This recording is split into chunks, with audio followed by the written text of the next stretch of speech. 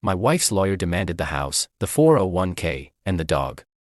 I replied, okay.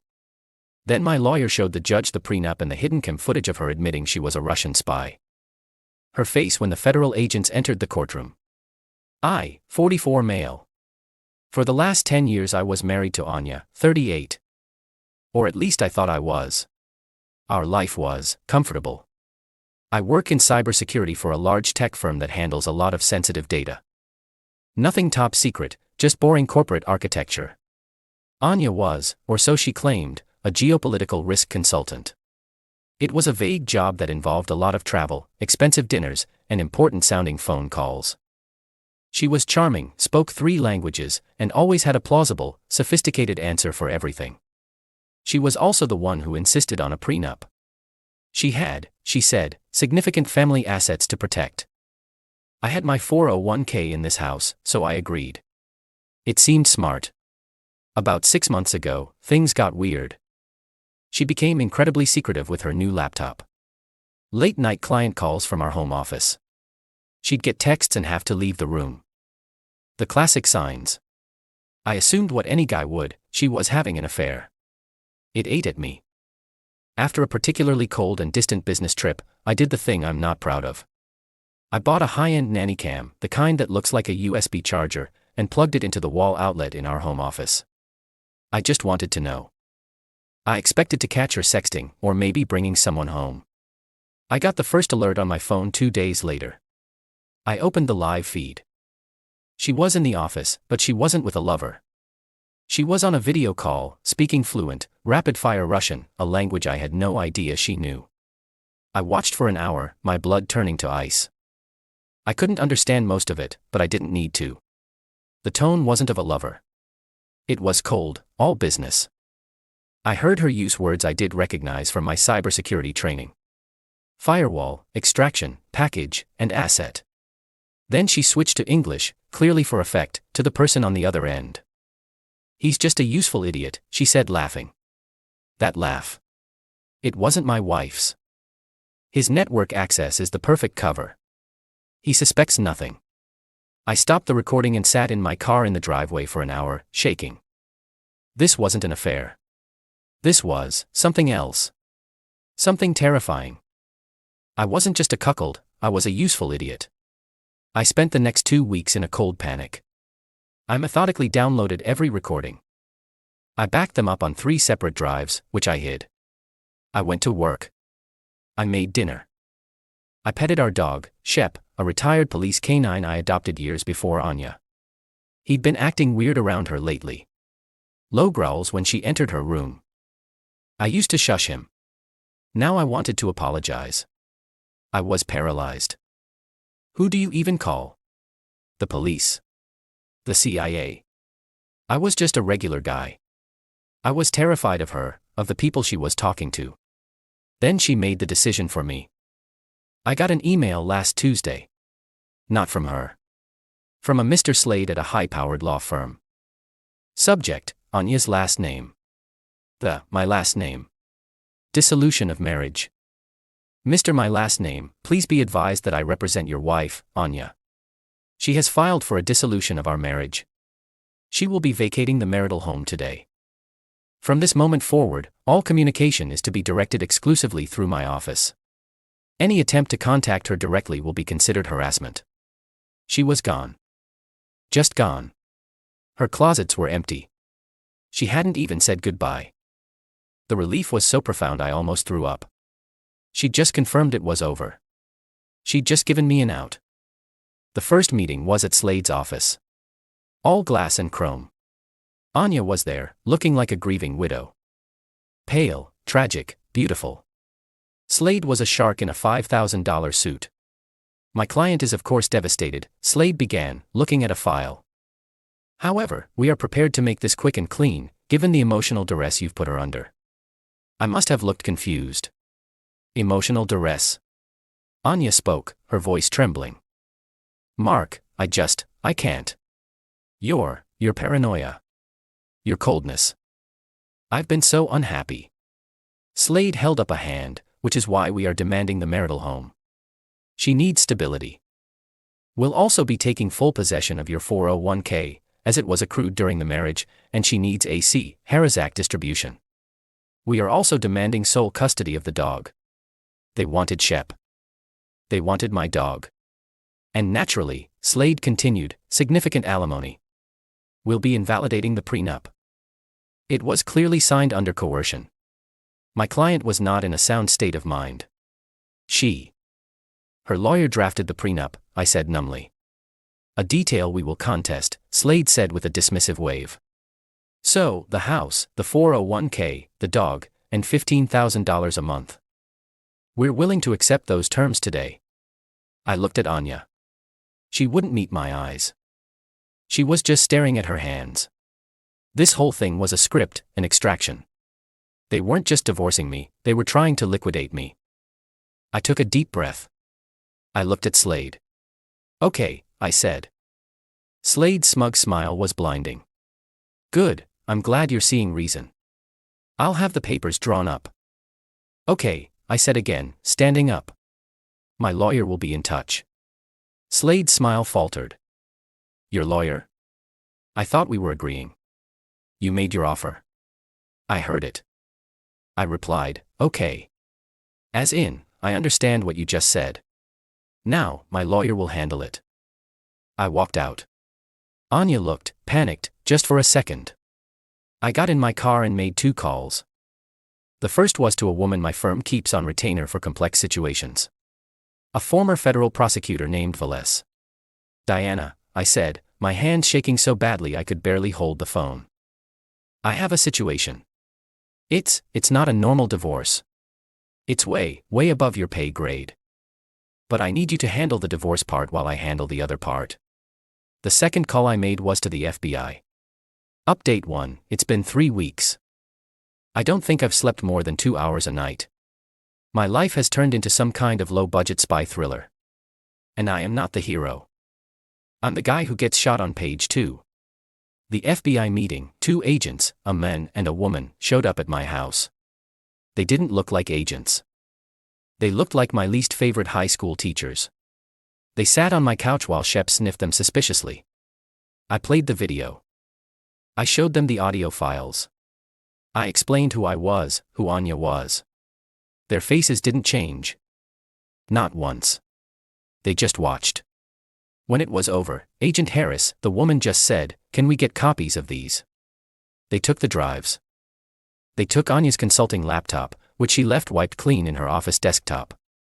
They asked me 1,000 questions. No, I don't know who she was talking to. No, I don't know what the package is. Yes, that's her handwriting. Then came the hard part. "Mr. My last name," Agent Miller said, "we need you to do exactly one thing for us. Proceed with this divorce. Act like a normal, angry, petty husband. Don't let on that you know anything. We need her to stay focused on you on this civil case. We need her to think she is in control." "You want me to be bait?" I said, "We want you to be a good citizen." Harris corrected me. "Your lawyer, Ms. Velez, will need to read her in. This is now a federal investigation. Everything in your divorce is secondary to that. So that's my life now. I'm playing the part of the a-hole ex-husband as a cover for a counterintelligence op. The entitlement has gone nuclear. Anya and Slade are furious that I'm not rolling over. They filed an emergency motion for temporary support. The filing was creative. It claimed I was mentally unstable and financially abusive. Anya attached a therapist's note I'd never seen, claiming I suffered from severe paranoia and delusions. It was a complete fabrication. She was trying to poison the well. She knew I had the footage, and she was trying to paint me as a nutjob before I could use it. Then came the dirty trick phase. Anya showed up at the house last week with a locksmith. I was in the kitchen making coffee. I heard drilling. Shep went ballistic, throwing himself against the door. I went to the door and yelled through it. "Anya, you can't be here. You have to go through my lawyer." "Mark, you bastard, let me in," she shrieked. "I need my things. You can't just keep them." "I'll call the cops." "Go ahead," I yelled back. My heart was trying to escape my chest. She did. 2 local cops showed up. I opened the door a crack. Anya immediately burst into tears. "Officer, thank God. My husband locked me out. He's not well. He thinks I'm a spy or something. He won't let me get my medication." The older cop looked at me with that classic, "You're a real piece of work buddy" expression. "Sir, you need to let your wife get her medication. This is the part of real life they don't show in movies. The cops don't care about your side. They just want the crying woman to stop crying." "Officer," I said, trying to keep my voice even. "This is a civil matter. Here is the email from her attorney stating she had vacated the home and all communication must go through counsel. She is not allowed here without a court order." "A court order? To get her pills?" The cop scoffed. "Sir, I'm just following the legal advice I was given. You can call my lawyer, Ms. Velez. Here's her card." The cop took the card, annoyed. "Look man, we don't want to come back here. Just give her what she wants." "I can't. I'm sorry." He sighed, angry, and went back to Anya. "Ma'am, he's not letting you in. We can't force him. It's a civil issue. You have to go to court." Anya's face changed. The tears stopped. Instantly. She looked at me, right through the crack in the door, with pure, undiluted hatred. "You will regret this, Mark. You have no idea." She and the cops left. I slid down the door and just sat on the floor, petting Shep. The artifact showed up 2 days later. That's what Velez and I call it. It's a text from Anya, breaking her own lawyer's rule. "Anya, I don't care about the furniture. I want the Matryoshka doll from the mantelpiece. It was my grandmother's. It's the only thing I care about. I'll trade you the dog for it." "Trade me? My dog?" I looked at the nesting doll. It was a tacky, hand-painted thing she'd always kept in the office. I never knew her grandmother. I'd bet my 401k her grandmother wasn't a sweet old babushka. I showed the text to Agent Harris. "Don't touch it," she said. "That's the package." She's getting desperate. "The hearing for your prenup is next week, right?" "Yeah, the hearing on the prenup's validity and her emergency support." "Good," Harris said. "We'll be there. Just act normal." Update 2, this is it. The last update. It happened this morning. I'm still processing. I feel hollowed out. We were in family court, room 304. It's not a grand courtroom, just a drab room with bad lighting and a seal of the state on the wall. It was me, Ms. Velez, Anya, and her lawyer, Slade. The judge, a no-nonsense woman named Judge Aljamil, looked like she'd rather be anywhere else. Slade started. He was in full peacock mode. "Your Honor, this is a simple case of spousal abuse, financial and emotional. My client, a vulnerable woman, has been cut off by her vindictive husband. He has frozen all assets, he has locked her out of her home, and he is trying to enforce a prenup that was, frankly, predatory." "Predatory," Judge Aljamil said, raising an eyebrow. "Counsel, my notes say your firm drafted this prenup on behalf of your client." Slade didn't miss a beat. "A detail that proves her state of duress, Your Honor. She was so intimidated by Mr. My Last Name that she sought to protect herself, however she could, and now he is hiding behind this document to avoid his responsibilities. He has even, and I apologize for the absurdity of this, developed a paranoid delusion that my client is a Russian spy." Slade laughed. A big, hearty, "Can you believe this guy" laugh. Auntie on cue dabbed her eyes with a tissue. The judge looked at me, and she looked ticked. "Mr. My Last Name, I don't know what games you're playing, but this court does not have time for them. A spy. This was it." I looked at Ms. Velez, she gave me a tiny nod. Velez stood up. She's a small woman, always wears sensible shoes. She radiates calm. "Your Honor," Velez said, "we agree. This court does not have time for games, which is why we are perfectly happy to abide by the prenup. We have no intention of contesting it." Now Slade looked confused. "But, Your Honor, their countermotion." "Our countermotion," Velez said, "is to have this entire divorce proceeding annulled on the basis of fraud." "Fraud?" the judge asked. "Yes, Your Honor. The prenup Mr. Slade drafted was designed to protect family assets. We are here to discuss the origin of those assets. We believe the marriage itself was a component of that fraud. Anya, who had been playing the victim, suddenly sat bolt upright. Slade was sputtering. This is slander. They have no proof. They're just lashing out. Actually, Your Honor, Velez said, we do have proof. My client is a very diligent record keeper. He has video and audio recordings from his home office. Anya went white, not pale, white. He has footage, Your Honor, Velez continued, of Mrs. Anya's last name discussing her consulting business. Specifically, her discussions around asset extraction, firewalls, and her admission that her husband, my client, was a useful idiot to provide cover. She said this, I should add, while speaking fluent Russian. Slade was on his feet. Objection. Illegal recordings. Inadmissible. This is character assassination.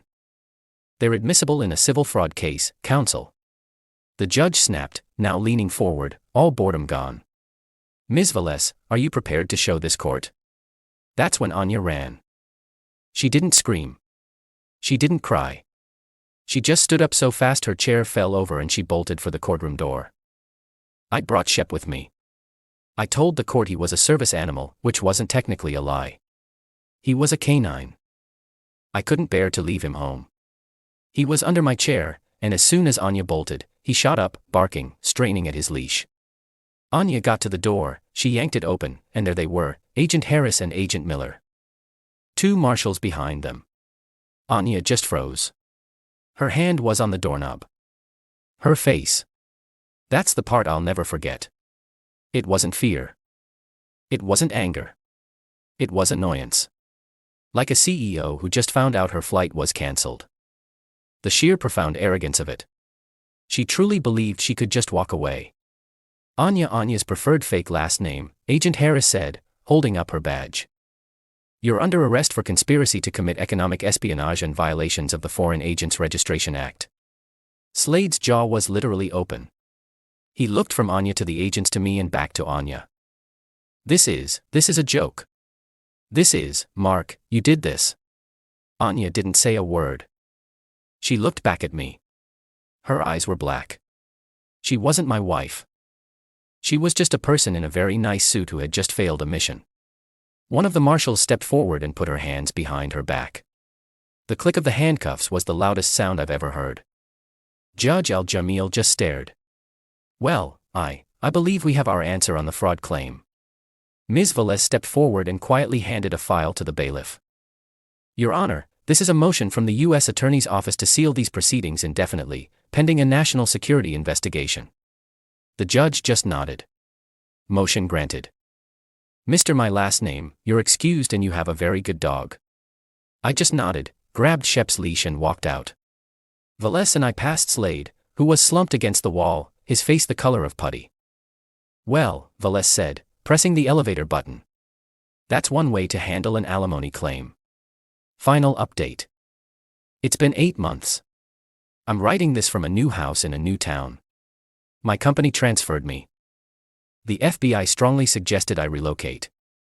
They called it a precaution. I call it running away. The divorce was annulled. The marriage was a fraud from the start. A sham. I kept the house, which I'm now selling. I kept my 401k and I kept Shep. Anya wasn't a spy in the James Bond sense. She was a high-level corporate operative. She worked for a shell company owned by a foreign competitor. Her job was to marry people like me, mid-level tech guys with network access, and use that cover to siphon proprietary data, trade secrets, algorithms, client lists. She'd done it twice before. The package in the Matryoshka doll was a ledger detailing her payments and contacts. She got sloppy. She got arrogant. She thought I was a spineless idiot and she miscalculated. She took a plea deal. She's going to a federal prison for a very, very long time. Her family assets were all seized. Slade. He got disbarred. Turns out he wasn't just her lawyer. He was the firm's lawyer. He was on retainer for the shell company. He knew, maybe not all of it, but he knew the money was dirty. He's facing his own set of charges. As for me, I'm here. I'm in therapy. It's one thing to be cheated on. It's another thing to realize your entire 10-year relationship was a business transaction for the other person. That every I love you was a line item. That the person you shared a bed with was, quite literally, a foreign agent sent to bankrupt you and steal your company's secrets. I don't have trust issues. I have a trust firewall. The justice doesn't feel like a victory. It's just quiet. I didn't win anything. I just survived. I didn't get revenge. I just got out of the way while her own arrogance finally caught up with her. She didn't lose because I was smart. She lost because she was greedy. Shep is asleep at my feet. He's 12 now. His muzzle is all gray. He's a good boy. He was the only one who was real the whole time. I guess that'll have to be enough.